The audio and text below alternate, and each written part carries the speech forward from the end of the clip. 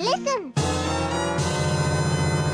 What's good and welcome to Nintendo Voice Chat episode 535. We are IGN's Nintendo podcast and I am your host this week, Janet Garcia, and today I am joined by Deal Czar, Seth Macy. Hello. Guides Guru, Brendan Graber. Hey there. And the legend himself, Per Schneider. There he is in all his glory. He is actually here. We got a great episode for you today. We're going to be talking about the Game & Watch and also the Game Awards. But right now, I want to kick it off by just kind of addressing, hey, Hyrule Warriors Age of Calamity is out. Wouldn't that be the topic of the show in the week that's coming out? And normally it would be, but unfortunately, we didn't get enough codes or really any extra codes for just the NVC cast specifically to get early hands-on time with it. But if you're interested in hearing our thoughts as a site, Cam Shea's review is up, and he gave it a 9. I'm going to go ahead and read off his verdict. Hyrule Warriors Age of Calamity offers a welcome trip back to a world I've clocked hundreds of hours in. Its hugely varied roster of characters, solid combat mechanics, fun progression, and clever adaptation of Breath of the Wild's vision of Hyrule is a joy to play and discover. While there are some missed characterization opportunities, Age of Calamity is still a blast from start to finish. So before we move on, I do want to ask, are you guys getting this? Where's your excitement level at? Did you play the first one? Have you dipped into the demo at all? I'm probably going to get it now. I wasn't originally because I didn't play the first one. It just didn't really appeal to me, but more importantly, it didn't appeal to my kids. And that's sometimes how I'll sneak a game in that I'm not interested in. I'll pretend like, they actually wanted it. So no, but this one, as soon as they announced it, it's, like basically the prequel to Breath of the Wild. I was like, yeah, okay, I'm on board. I mean, this could be any kind of game, even a kind of game I don't like, but I can't really think of one right now, but I'll play this game. Absolutely. Yep. For me, the strategy for Nintendo working with a third party and adding its characters to an established franchise is definitely working, because originally I was not into the Dynasty Warriors games at all. And then Hyrule Warriors, I love Zelda. Of course, I played it. It's not my favorite game. I thought it was fun. And then Fire Emblem got me back into it and actually became better. And so just seeing Cam's excitement for this latest one has me really wanting to play it, because Cam's one of the biggest Breath of the Wild fans I know. And all of us have moved on from the game. Cam's still playing it. He's probably still playing it right now, even though he should be asleep because he's in Australia. But he's been posting videos on IGN about Breath of the Wild, and he jumped into this and he said it's amazing how close it is and kind of look and feel and reverence for the material. So it's great news. Yeah, I think I was definitely sold more on the Breath of the Wild aspect than the Dynasty Warriors one. I missed out on the first one. I never had time for it, and I got to the point where I was like, do I really want to go back after all this time and try it out? I don't know, but seeing this, I think being able to experience that story that I really wanted to play as the champions in Breath of the Wild, and so being able to play them in this game seems like a really good fit for me. Plus, from what I saw of the demo, I really enjoyed seeing how they had visualized this world before the Calamity and going back through Hyrule Field, seeing the ranch and other structures that are still standing back then. Mm-hmm. It's pretty cool just to find out as a Zelda fan of that game. Yeah, for sure. And I'm sort of seeing this too as a primer for when that next game comes out. I'm I want to have the full world and the lore to kind of draw on. Yeah, and Cam was saying, there are certain restrictions to what he can talk about in the review at this point, but also, certain things that we don't want to reveal, obviously, in the coverage and let people discover it themselves. But anyone who's worried about the current character roster being it, Cam says, is going to be in for a big surprise. There's some crazy stuff in this game. Oh, okay. What's the craziest character you could think of that they haven't? Toad. Bring back Tingle. I'm assuming Beetle will show up and just launch his wares at people. Yeah, throwing ships. It's got to be something like that, like a side character that you didn't expect to play. You can play as one of the giant dragons. Yeah, or stuff like an Armos Knight or something like that. Like one of the enemies hopping about. Brr. Could finally be that bone horse.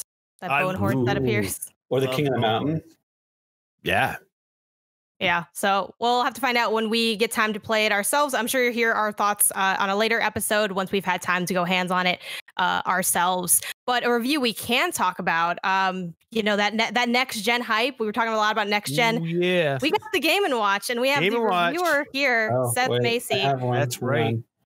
It's Yes, we all have the Game & Watch, and especially Brendan, who's absolutely holding up a Game & Watch right now. If you're looking. But Seth, you gave this a 9. Funnily enough, I wish I had the post pulled up right now of who wrote it on the NVC podcast forums on Facebook.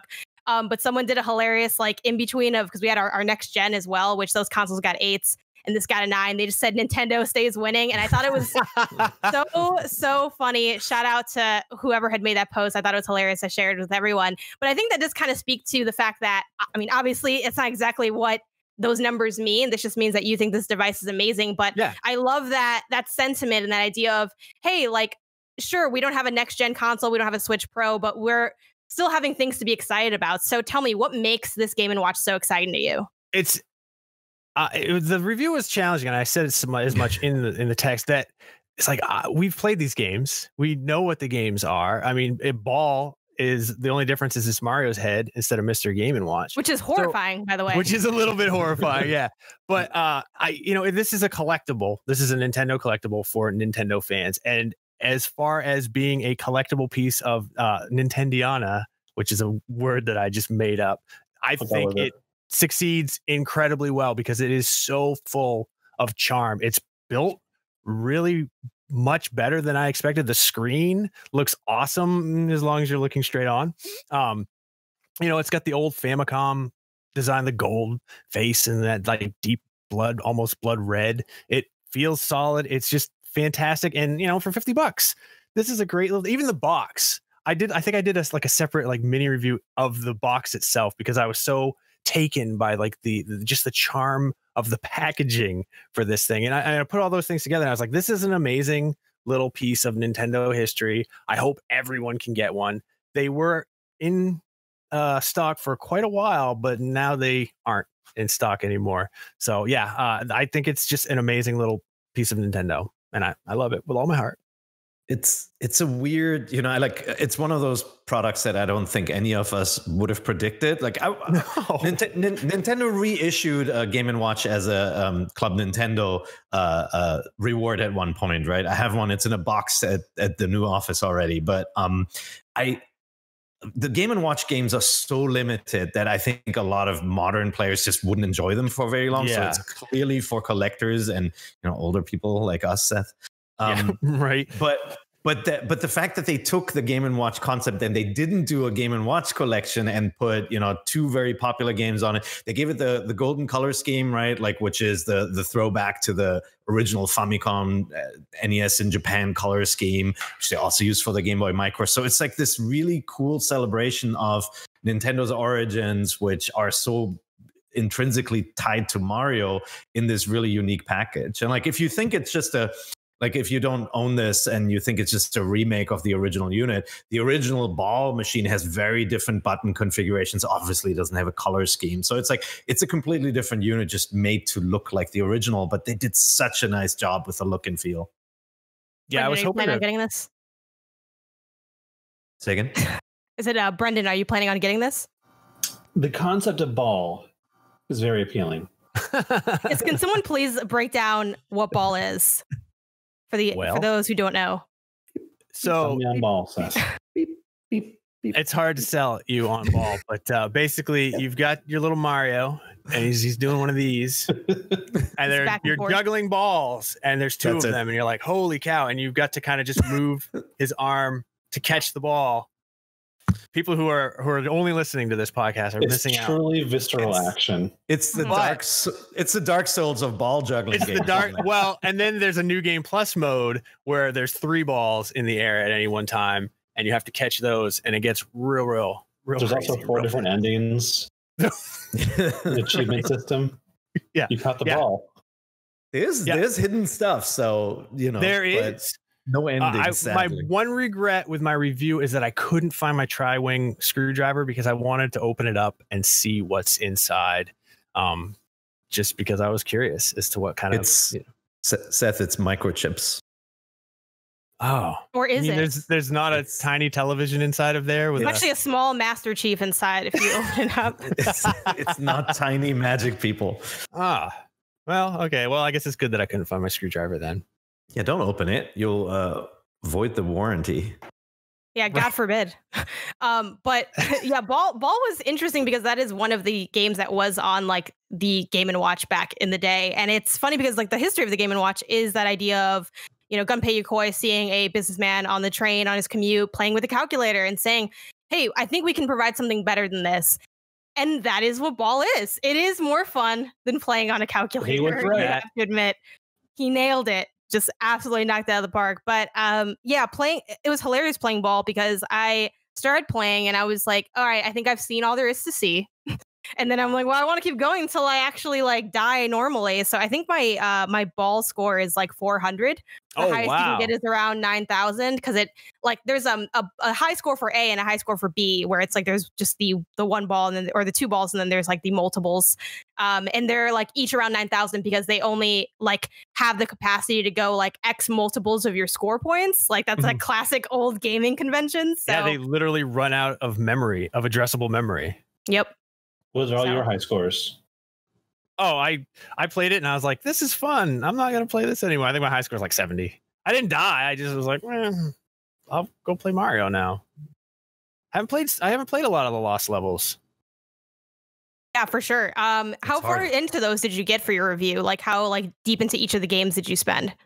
I mean, I just spent like the average time just playing the games. I've determination that this is just the NES game with great emulation. And it looks great.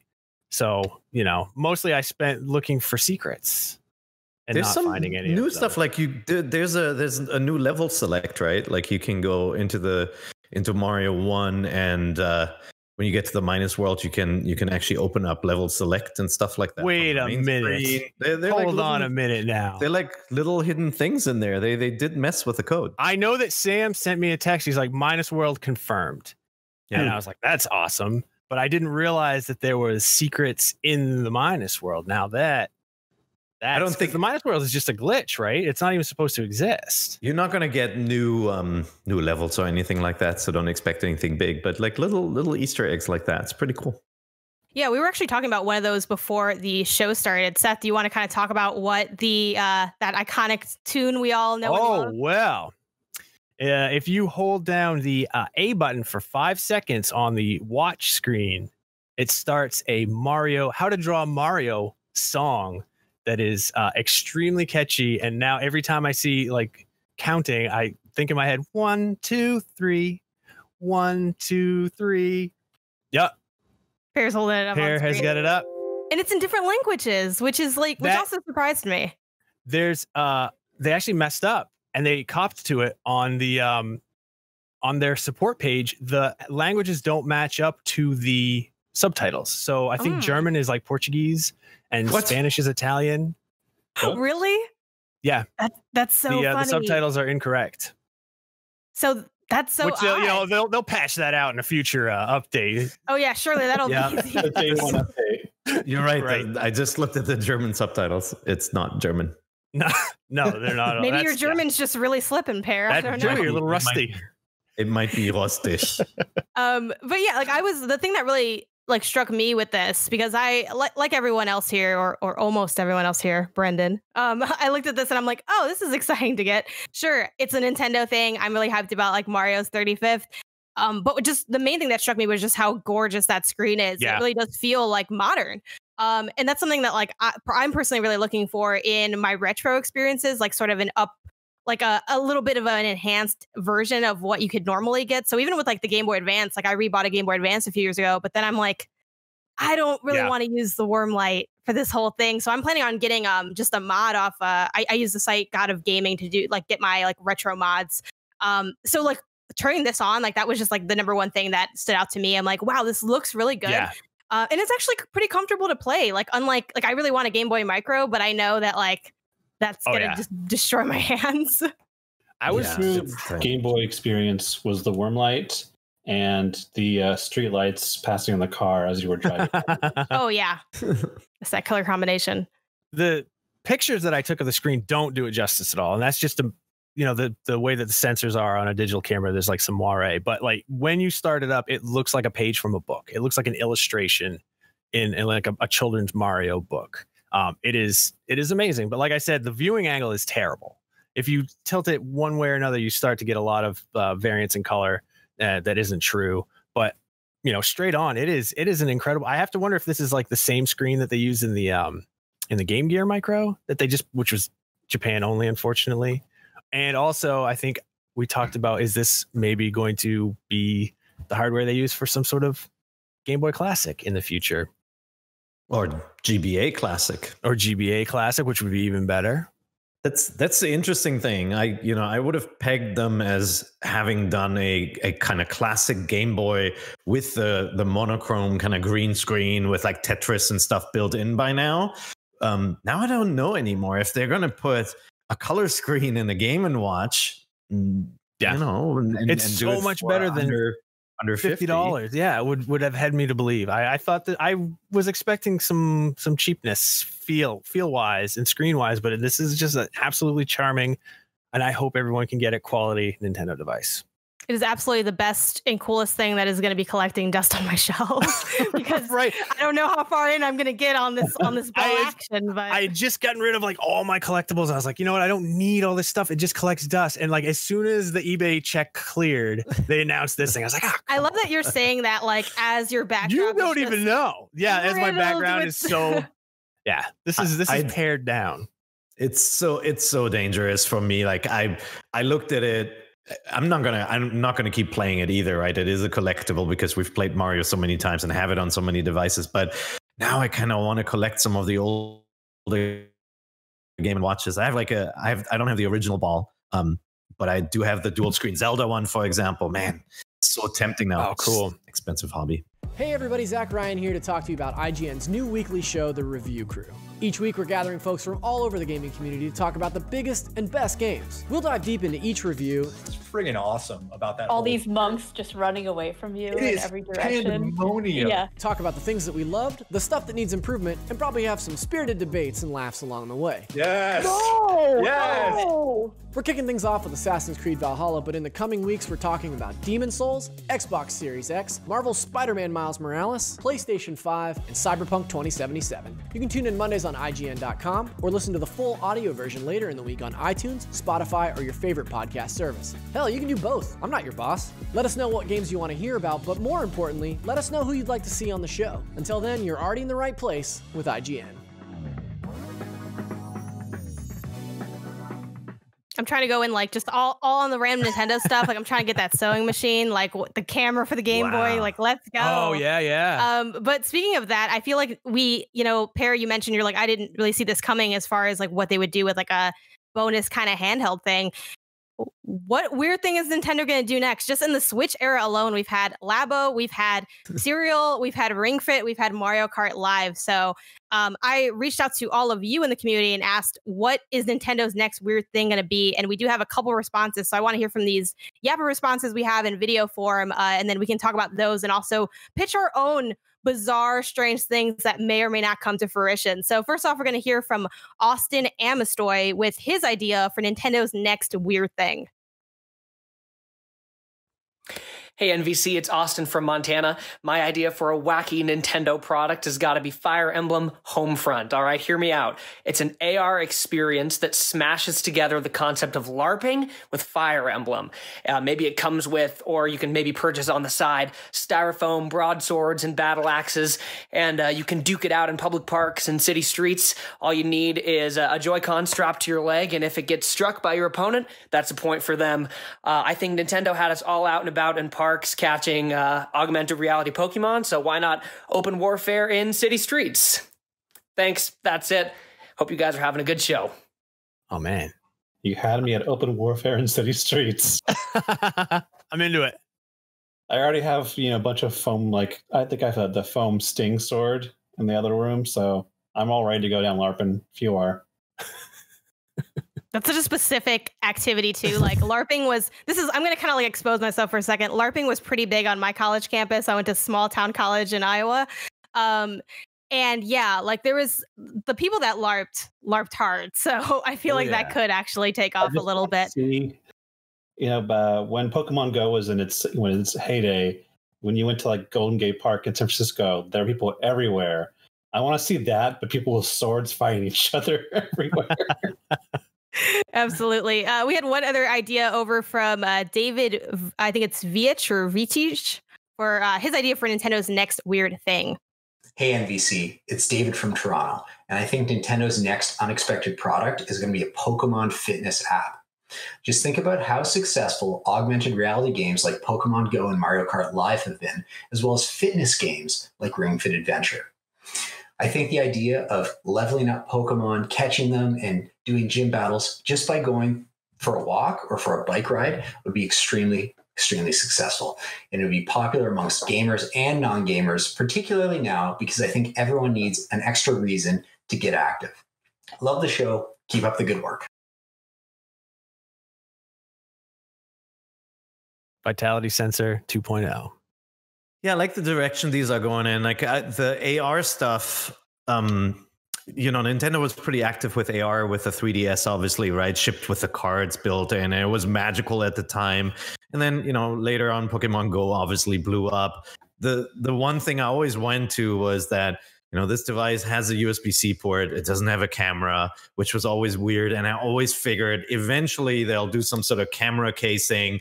And then, what better game to pair with it than Pokemon Snap, where you walk around your house and stuff. Now, the limitation, of course, with AR is that a lot of the open world, kind of like open outside the house games, rely on GPS, right? And so that's where the Switch is disadvantaged versus a phone, of course, as a device. But yeah, those are interesting ideas. Definitely, AR is something that they've played with. Cameras, by the way, your little Mario Kart cars have cameras in them, so they're playing with it. I think too, this makes me wonder, like, when are we going to hear more about Pokemon Sleep? I know that's not exactly a Nintendo product, but we heard about Sleep, and then out of nowhere, they're like, nope, we're off that Sleep. We're brushing our teeth instead. I'm not really sure when that's going to come back. But also, I want to hear from you guys on this panel. What is your weird Nintendo idea? What is the next thing we're going to see out of left field? I mean, mine would be the board game. They haven't done Mario Party as an AR board game before. And it just feels like that's something that they would do.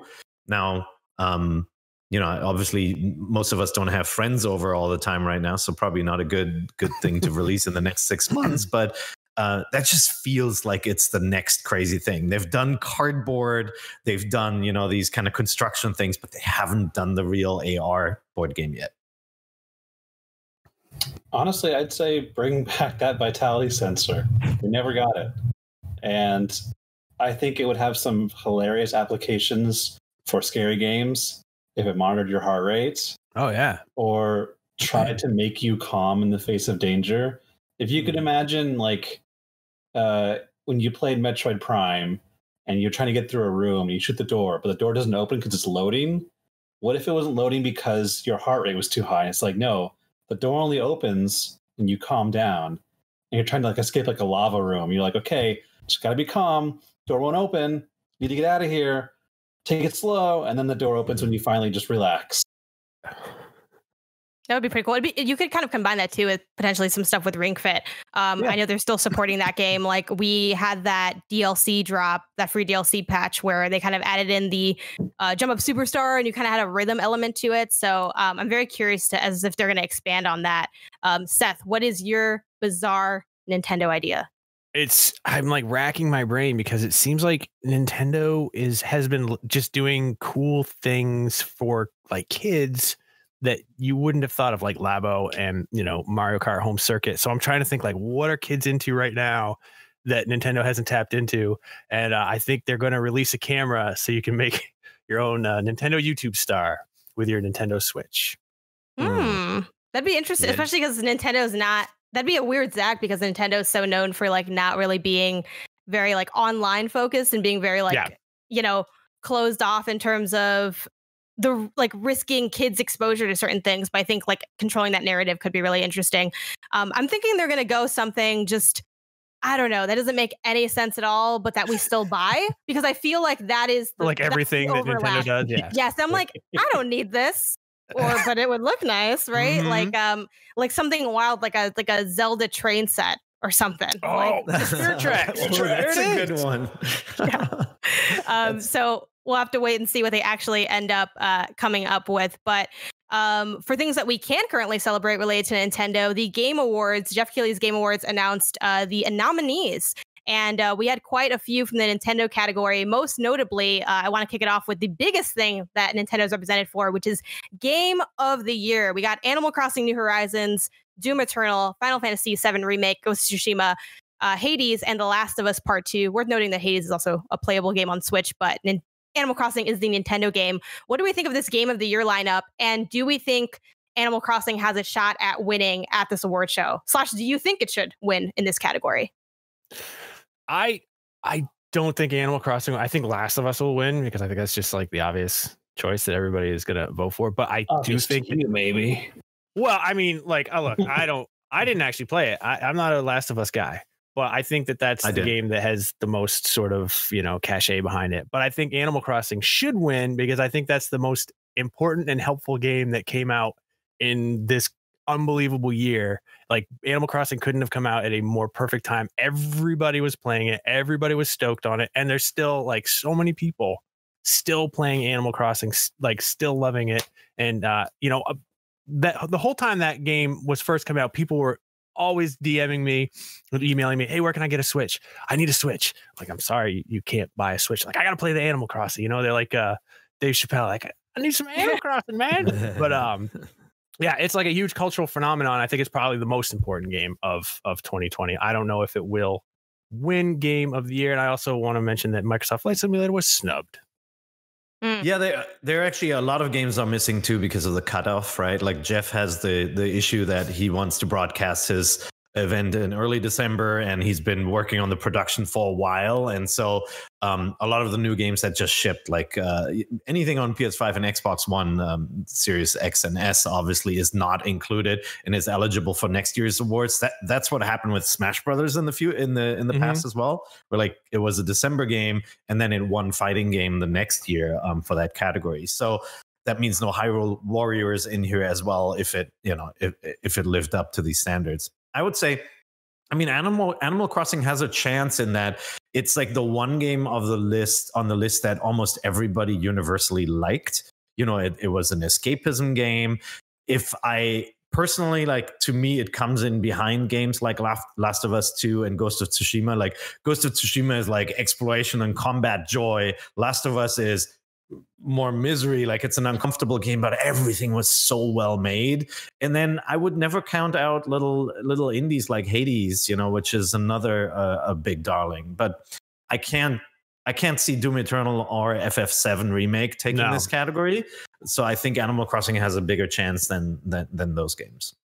It's interesting if you put these nominees as like what had the biggest cultural impact, which there is a games for impact category, but I mean, like, Animal Crossing is undeniably the game that came out when it needed to come out. So beyond the technical achievements, the mechanics, the merit and stuff, like, it was the right game for the right time, regardless of what else you liked or didn't like about it. But I don't know if it's that enough to beat a game that had a bigger, innovation and merit in how they did things. And I liked Ghost of Tsushima, but I think it was a really actually safe and kind of like a comfort food game. It didn't really do anything that was too surprising for me. It was like an Assassin's Creed 2, but released in the year 2020. But it was also very good at what it did. And Last of Us was a little bit divisive. I didn't personally like where the story went out, but I did like everything that went into that game. So for me, it's a really hard pick. Like, I also only scratched the surface of Hades as well. And FF7, Doom Eternal, they're great games. I wouldn't put them as Game of the Year games, though. So it's a toss-up, really. And I also think that some games were snubbed, like Half-Life and Jedi Fallen Order. Oh yeah, Alex isn't on there. That's right. I was very surprised to see it. Well, not very, because it is VR and that really, really limits. I think something to keep in mind for like these awards and even our awards, which we obviously everyone's trying to do their awards as well as they can, but it's always the best of what the people voting have played, because the reality is like I didn't play every game that came out in 2020 because there's literally probably not even enough time mathematically to do that. So everyone does their best to do that. Yeah, exactly. Or I like Brendan's joke of game of the year is whatever game I did for guides that was the best of those games. Which I worked on a lot of these guides actually, which Brendan, I think you did as well. So really quick before we move on from that game of the year category, what would y'all vote for given these nominees from this list? Ooh, I'd pick Last of Us Part 2. It's not perfect. It's like the last chapter, like the Santa Barbara stuff. I felt like the game kind of outstayed its welcome a little bit, but everything was so well crafted. Like if you play even the new games like Assassin's Creed, any of these really big modern games that just came out, and you go back to Last of Us like animates everything and makes it look perfect, where other games try to approximate the movements and the features and all of that. It's really remarkable in how well tuned the entire game is, and then how meaningful the character interactions and the story building is, and how it just does some stuff other games don't do story wise. This one's tough. Yeah, I didn't play Last of Us 2, so I can't. So that one's out. I can't say anything about that other than I think it will win. I don't know. Animal Crossing probably. That's just. I think it's a toss-up for me, because Last of Us had some really high highs and it had some really low lows, and I don't know if I can find a common ground to vote for that over Animal Crossing, which only went down when I just lost interest because other games came out.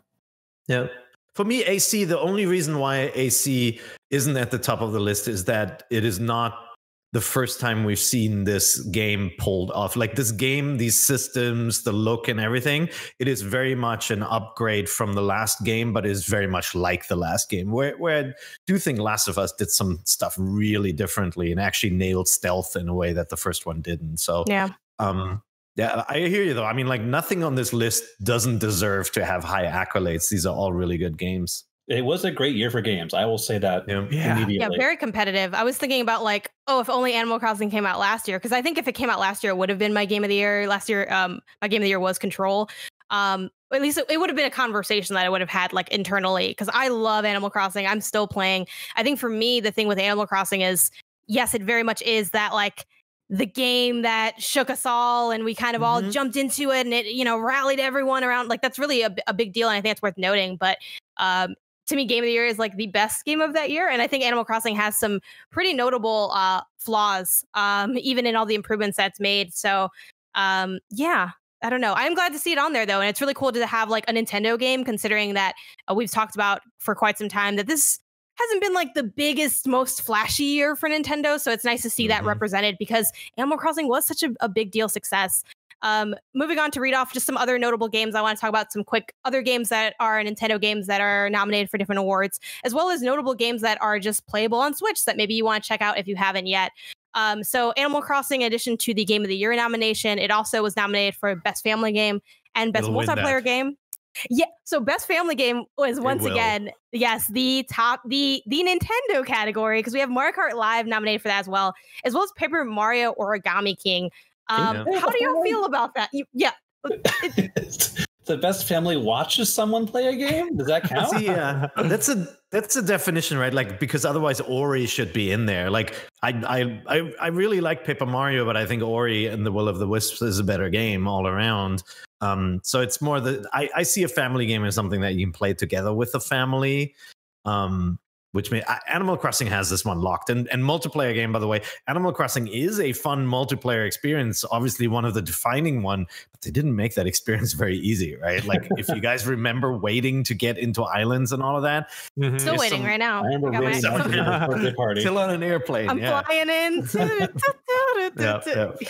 The connection lost. I'm like, I was surprised to see that for a multiplayer game, because multiplayer is a big part of Animal Crossing, but Like, you know, I've pulled through on islands and I'm like, what do we do now? It's like, I guess we'll talk on Discord while I hit you with this net. Yeah, I would think something like Mario 99 would be a better pick. Or Tetris. I would say my best family game pick would be Jackbox 7 if your family's dysfunctional. Yeah, like this again was very relatable, but yes, the family award, that's like it's always been the Nintendo category, but I feel like this year Paper Mario and the Origami King, like, I don't have kids. Is there something that I don't know that y'all know with that's this being a family experience? I think they're like Mario. Kids like Mario. Let's put them in the family game. Well, and I mean the whimsical look. It is a really funny game. The writing it's family is really friendly, good, but I wouldn't it's say family it's a family friendly game. Yeah. But it's also very creative. Like, it's a game as a parent with young kids. Like, I would have absolutely gotten that for them over The Last of Us. Can you teach your kid origami by playing this game? I was shocked too for, and you know, we're not talking about this as much because it's not Nintendo related, but it's worth noting other games in that category. Crash 4, that must be a real skilled kid that you have playing Crash 4 with your pro gamer child. So yeah, it's kind of a weird one. I personally kind of like Mario Kart Live for that. I mean, it's very expensive, and I can't necessarily, you know, it's a very recommended with asterisks. But I've played that with my family, and admittedly, they're not as ready to build stuff together because they're all like 30 plus, so they're not exactly in that age demographic. But the idea of playing that with a kid or like doing that as a child, I think that's like the most unique and interesting experience. So I think that actually might be my vote for best family game, just because it is such a cool, unique thing to do together. Yeah, when someone says family game, like that is what I think of. Like, when people come to visit, what do you trot out to show them? That would be Mario Kart Live in a heartbeat. Yeah. Don't underestimate the joy, though. Like, you know, for families who have either multiple Switches, because Animal Crossing doesn't make it easy to have multiple islands, or where people crowd into one island. I had just an amazing experience playing Animal Crossing with my daughter, who was totally into it. My sons this time were not into it. They were into past Animal Crossing games. And we just, you know, just item trading, visiting each other's islands, having like little surprises whenever somebody visits. I think that's such a cool concept for families. And the original Animal Crossing really was built on that selling point that you have this N64 cartridge, right? The original game didn't come out here in the West, but you had this cartridge, and, you know, dad plays and does something and writes letters, and then the kid plays later and gets these surprises in the game. That was the original promise. And I just think this game is so good for that. And that was very heavy in the marketing too. You had like that, the mom was playing and the kid comes home and the mom's like, I've been playing for like 8 hours. Here's passes the Switch off. Yeah, I think that is actually a really good point. It's so hard to gauge these if you don't have like a family dynamic to like test it with, because that's kind of what the category is calling for. Other notable games that got nominated that are Switch games, like you can play them on Switch. Hades cleaned up with the nominations. Game of the Year, Best Game Direction, Best Narrative, Best Art Direction, Best Score/Music, Best Performance. Shout out to Logan Cunningham as Hades. Best Indie Game, Best Action Game. I'm going to run through the rest of this list, and we can kind of discuss, surprises, what we kind of feel about with it. We got Spiritfarer on there for Best Indie Game and Games for Impact. Minecraft Dungeon, which Seth reviewed, for Best Family Game. Ori and the Will of the Wisps, Best Art Direction, Best Score/Music. Carry On, Best Indie Game / Best Debut Game. Raji and Ancient Epic, Best Debut Game. Kentucky Route Zero, If Found, and Through the Darkest Times, all nominated for Games for Impact. Fortnite, still there, still hanging out as Best Ongoing Game / Best Community Support. Pokemon Cafe Mix for Best Mobile Game, which is also playable on Switch. And Streets of Rage 4 for Best Action Games. What do y'all think of these kind of being listed, what they were nominated for, and which ones, you feel like people really got to check out? Good picks. I mean, I was really into, obviously, Ori I mentioned. I thought Carry On was interesting. Spiritfarer was really good. Hades is good. Pokemon Cafe Mix does not belong on this list. It just doesn't. I'm sorry. It's so bad. It's so cute, but it's so bad. It's a bad puzzle game. And like, there's so many amazing Apple Arcade games this year. And I just feel like this shows where a lot of maybe the critics who are participating here are very console and PC focused, because that list is just cuckoo. Sorry. Yeah, I think people had similar thoughts about One Punch Man, the Best for Fighting Game. Like, some things are just like, they're okay. They should not be on the Game of the Year nominations. Yep. But other than that, I mean, really good list, really good nominees. I love that some of the smaller games are getting noticed. Like Raji, for example, I don't think it's that amazing. Like I would say it's like a 7 game from me, but it's one of the first games that we have seen that really kind of highlights Indian culture and it's made in India and all of that. So it's a great really start. Cool. Like best debut game. It's a good start. It's like just like craft, the way it looks and the way it feels and the way it's different is worth putting it on a list like this. You any standouts here that you want to draw attention to? I think that Fortnite game's got a chance. The kids are getting excited about that. I know. Heard about this Animal Crossing snubbed for best ongoing game. I know like some people don't really consider it to be that because it's like in this weird state, but like the way it's currently treated, it's very ongoing. So I was kind of surprised not to see that represented there. Maybe that's only for games that came out the year before. It's weird. You're not truly ongoing until you've had to keep until going. You've lasted a whole year. I know a lot of people that still play Fortnite and they're like in their late 20s and early 30s, and it's all they play. Like I have never played Fortnite. It was like a cartoon. Everybody knows people who play Fortnite. I'm just surprised. There's like one game in the world. If you go into our comments, anything that's about Fortnite, like people still play Fortnite. I'm like, yeah. Look to your right. Both people are still playing Fortnite. You find a lot of stuff if you go into our comments, and some of it is not needed to be found. Before we move on, I do want to give a shout out to obviously all these games are pretty much awesome. Like there's a lot of like great contenders on here, with a few exceptions, like Cafe Mix doesn't need to be on here. But Streets of Rage 4, I really like that game. I had a good time with it. If you like beat 'em ups, you will enjoy Streets of Rage 4. I wasn't as enamored as like some people, but I do think it's like a game that you absolutely should check out if you're into the genre. I played that whole thing with my brother, and I thought it was like one of the better beat 'em ups, especially in the modern era. It's kind of hard to find quality ones, and I think Streets of Rage 4 is that. So check that out if that's your thing. Speaking of all the hype around Animal Crossing, though, with not just Game of the Year, it's also getting a major update. The winter update has finally been announced. I am so excited. I'm going to quickly read through all the stuff because it is massive of an update.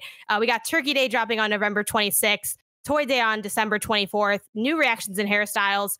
Home storage can finally be upgraded. You can go up to 2,400 slots. All you need to do is have your house paid off. There's finally a reason to pay off your house. If you've been holding off, hold on to those bells. Pass them Tom's way, because you can finally do that. We got a how-to page on how to do that as well. You can visit random islands in Dreams now, not to be confused with Dreams the game.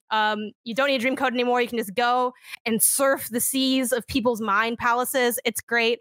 There's another collab with Pocket Camp, so re-download Pocket Camp. I know you deleted it because I did too when I got the last item.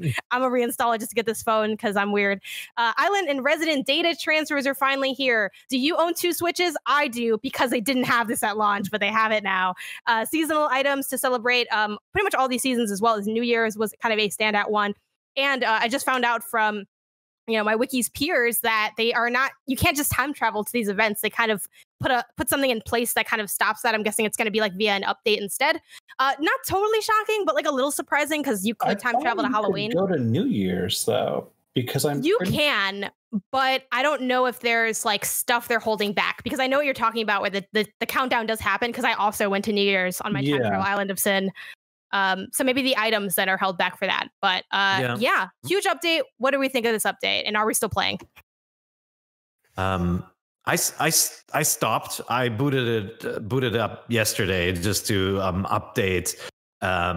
Walked around, was horrified by all the weeds everywhere, and compelled to clean it up. So the game somehow got me to do menial tasks for no reward. No, I will always check in on the big holidays just to see how they pulled them off. But this feels like really familiar territory to me, because it's something I've experienced in past Animal Crossing games. So I'm more likely to play if there's a truly new thing added, or a more major kind of like more collectible focused update, like what we got with the sea creatures, for example, right? Which was a returning feature too, but at least you have like this new goal that isn't tied to just a specific day like Thanksgiving or Christmas. But I'll definitely check in again for the events.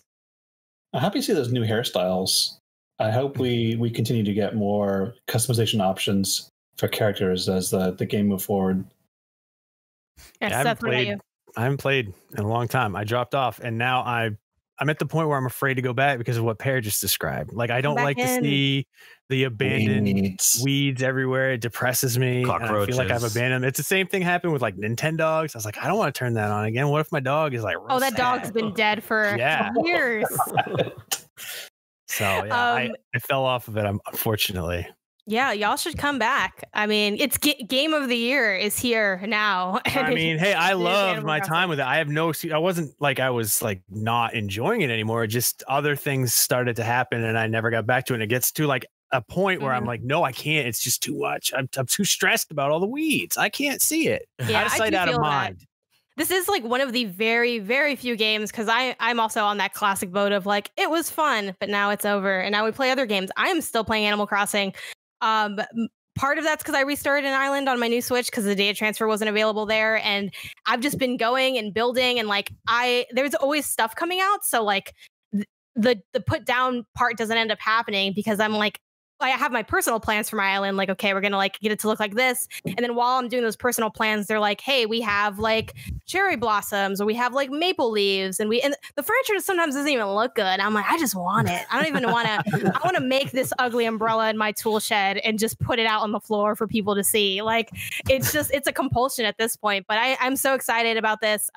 Brendan, I do want to echo your sentiment. Yeah, new hairstyles and stuff. That's something people have been asking for a lot, specifically black and brown hairstyles, because there's really only like 2 at launch. So like it's really cool because this is the first Animal Crossing game where you can, choose your skin tone and like official mainline game because you could do that in I think Happy Home Designer as well.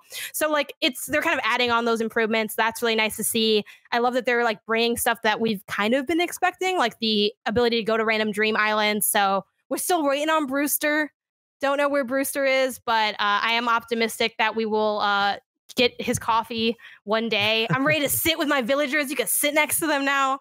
I'm very hyped about this. I just want to like be able to drink my little island juice with them. Like, I don't know. This game's so like silly and charming and cute. Before I close out, I do want to run through a few really, really small news things. It's been pretty quiet in the news front, but I would be remiss if I didn't mention that Picross S5 is dropping next week. Pear. Did you say small news? Major news. Actually, we're headlining the show. Picross plus other Nintendo information. Pear, I'm sure you're excited about this one. Yeah, I'm really excited. I mean, these games are fundamentally not very different from each other. So it's kind of like if you're into Sudoku or crossword puzzles, you're getting a new book essentially, but the book is not going to do anything crazy that you didn't see the book do before. You can flip the pages. It looks exactly, Picross S5 looks exactly like S4. It's got the same amount of puzzles in general, like 30 color ones, 150 of the megas, I think. And then it's got some of the bigger puzzles, just like the last one. 3 of them are unlocked if you own Picross S1, S2, and S3. Strangely enough, owning Picross S4 does nothing in S5, it looks like, which is just kind of weird. So maybe this was in development at the same time as S4, who knows? The one upgrade they have is there's a competition timer where it now tabulates your entire time of doing all the puzzles into one big number at the top.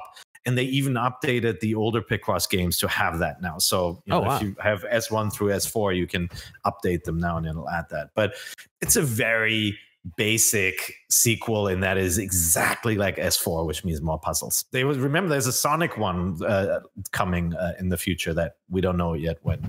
So that'll be a little more different. I'm still working my way through, I think, S3. So I really, really got to catch up on puzzle solving. Some quick newsy PSAs before we close out.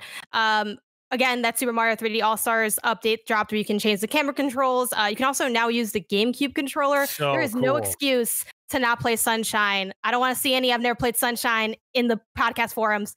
Go play that game, even if you don't like it. I got my Wavebird. Spend some time with it. Hell yeah. Somewhere in there. Oh my God. It was my first wireless controller. I remember getting that. And me and my brother would back up from the TV and we'd like, we're in the hallway. Like I was a nerd. I've been a nerd for so long. I'm in the other room. I was like, I'm at the Pizza Hut at Taco Bell. The combination TV Hut and Taco Bell. Yeah. And also just like there's really cool collabs dropping with Mario for the 35th. I know Seth, you mentioned there's a Champions one. Yeah. But But Puma and Super Mario are also doing one that's going to drop on November 27th. So if you're a sneakerhead, check out that Puma Mario collection. There's some really dope ones. There were 2 Sunshine shoes because that's how important Sunshine is. All right, let's move on to what we are playing. Pear, what are you playing? Well, I'm the proud owner of 2 next-gen consoles with the PS5 and Xbox Series X. So I've been unfaithful. I've been playing PlayStation. I've been playing Xbox a lot, and honestly, it's Assassin's Creed that's taking up most of my time right now. Although little Astro, man, like being the most Nintendo game I've ever seen on the PlayStation, it's just very very cool. No, but I've been playing. Obviously, I've been playing with my brand spanking new Game & Watch, but I've also started. Besides trying to finish off Picross S2, the one I didn't finish, I started this game called Absolute Drift Zen Edition.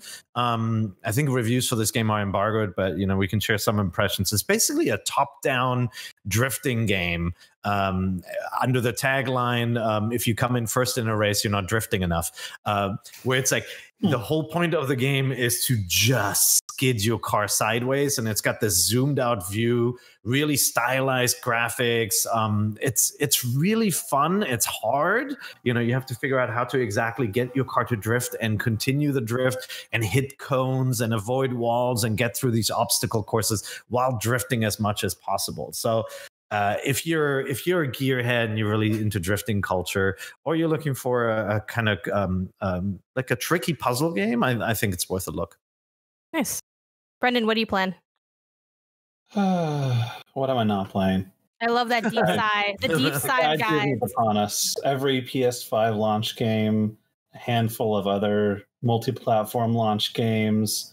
I'm trying to make, when I can, some headway into Hades because I only got really early in and I got to move on. But seeing all those award nominations, I'm like, oh, everyone says it's so great, and it hasn't clicked for me yet. And I'm like, there's got to be a point. I'm just before that point where it's like, oh, okay, I can see why everyone loves this game now. So I really want to get there so I can truly understand why everyone's buzzing about this game. But I also have to write that guide for Assassin's Creed Valhalla. I also have to write the guide for Demon's Souls.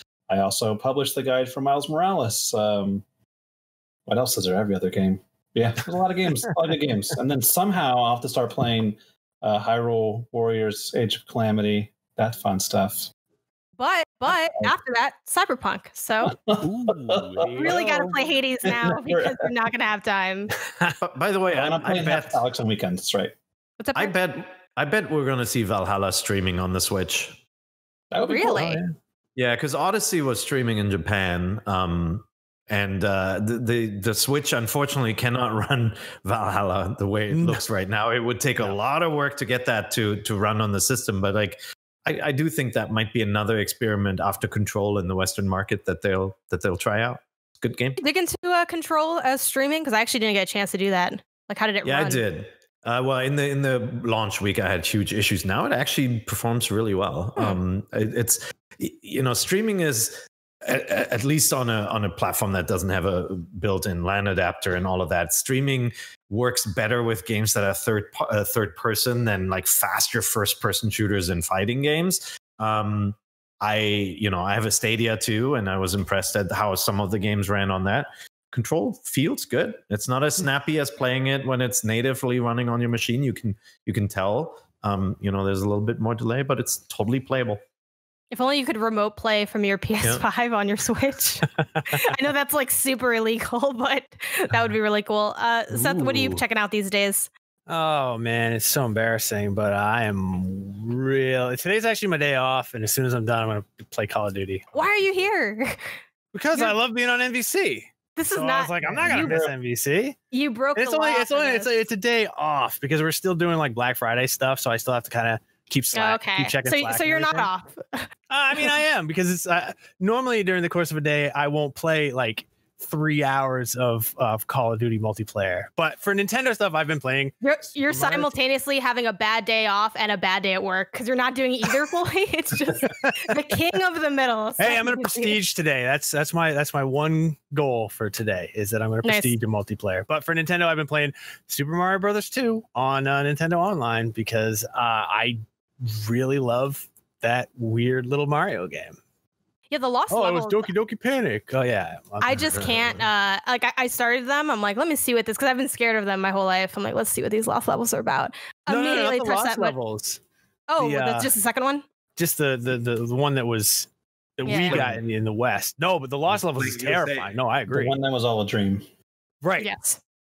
As far as me, I'm actually probably gonna dip into Call of Duty as well. I've never played Call of Duty. My boyfriend's a huge fan, and he's like, "You should check it out." And I'm like, "Sure, you already bought it." So I did download Join our clan. Come on the over. First step one, I downloaded it. So we'll see how that goes. Like Brendan, I'm also playing a lot of launch stuff. I'm currently on the Pathless. I think I'm in like semi-guides limbo. My main guide is working on the PS5 console, and then just prepping for Cyberpunk, which is going to be a huge undertaking. Though this is what we're playing, not what I'm writing.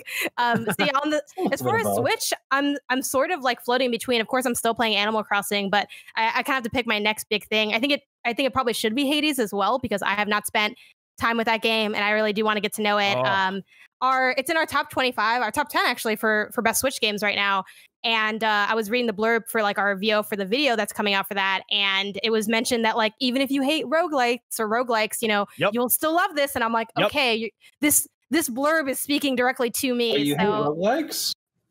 Hate's kind of strong, because there are ones that I enjoy, but when I hear it, I am kind of immediately like, great, a game I'll never beat. I find them kind of discouraging.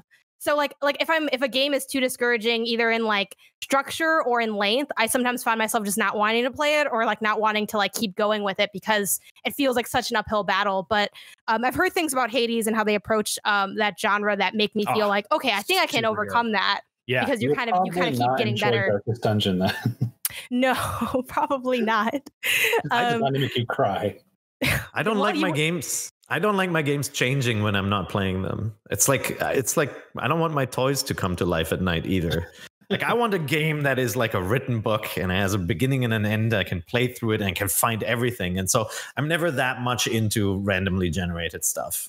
Yeah, same. I always feel like this, like crafted is always better, but I guess there are exceptions, and there are really good roguelites and likes out there. Mm-hmm. Before we end, let's go on to Question Block and field some of these questions. Question Block, the game of the year every year. Cody Allen Herb writes in and asks, with Immortals Phoenix Rising just having released its DLC plans, how is NVC feeling about this game? I'm into it. I play every Assassin's Creed game and have really enjoyed the last 3 in the series. And this feels like and by the way, Breath of the Wild borrowed a lot from Ubisoft's formula. And then now, funny enough, Valhalla borrows some from Breath of the Wild. And I feel like this is kind of Ubisoft's homage to Breath of the Wild mixed with, a little bit of that feel from Odyssey. I'm totally into it. Honestly, I'll probably play it on one of the new next-gen consoles just for the visual fidelity, but I'm definitely going to play it. I'm totally into it. But there are too many games. Cyberpunk is coming out. We were talking about what we're playing in the next week, and like Hyrule Warriors is coming out. I don't know when to do all this. Yeah. I wish they had delayed this to next year, honestly. Same. One thing I've learned from this year is that if a game looks to be like a clone of Breath of the Wild, different. You may be surprised, because I was skeptical of Genshin Impact, and that game ended up being pretty amazing and free to play and a gacha game all in one. So there's a good chance that Immortals Phoenix Rising is also going to be a pretty amazing take on the Breath of the Wild / Assassin's Creed and open world Ubisoft genre kind of deal. So I'm looking forward to seeing what it has to offer. And I liked what I've heard of the like the story and the voices so far. I like the gods bickering. That kind of stuff was really funny to me. So I like the humor so far. It's a talented team. Yeah. Seth, what about you? Are you looking to pick this one up when it comes out? No. I mean, nothing against it. It has flying, Seth. You like flying. That's true, but yeah, Microsoft Flight Simulator. And Microsoft Flight and Monsters. I think I'll wait to see what everybody else thinks of it. It didn't really speak to me when I saw it. Yeah, that's very fair. I kind of feel similarly like lukewarm on it. Like it didn't seem bad by any means. I remember getting to look at it at E3 actually via Stadia, which was really interesting. And it looked cool, but like I don't know if that's going to be enough. I am curious as to I kind of feel like this will be at least a good game, but I don't know if it'll like be standout special enough for me to really make the time for it, at least straight out the gate. So that's kind of where I land on that as well. A little bit kind of looking at who people that I like their game taste, like what do they have to say about it? And if that's enough, maybe I will make it more of a priority. Jake Gaden writes in and says, given the amazing response to the DualSense controller, are you hoping for more sophisticated HD rumble and any fourth game Switch revision or even just Switch games? What sort of games would you like to see make with this feature in mind? That's an easy question. For the first one, yes. And the second one, all of them, because that is the coolest thing about the new PlayStation. When I was playing Astro's Playroom and I had to do my little, you have to launch the rocket, and it feels so satisfying that I just kept launching the rocket over and over again because I was like addicted to the way that it felt. So yeah, I want that in a forthcoming Switch revision, and I want every game going forward from here on out, for regardless of system, to please have this cool like haptic feedback sort of adaptive trigger feature because it's so incredible. So I would say, there are two things. And first of all, the HD Rumble in the Switch and PlayStation's Rumble are made by the same company, so the innards are very similar.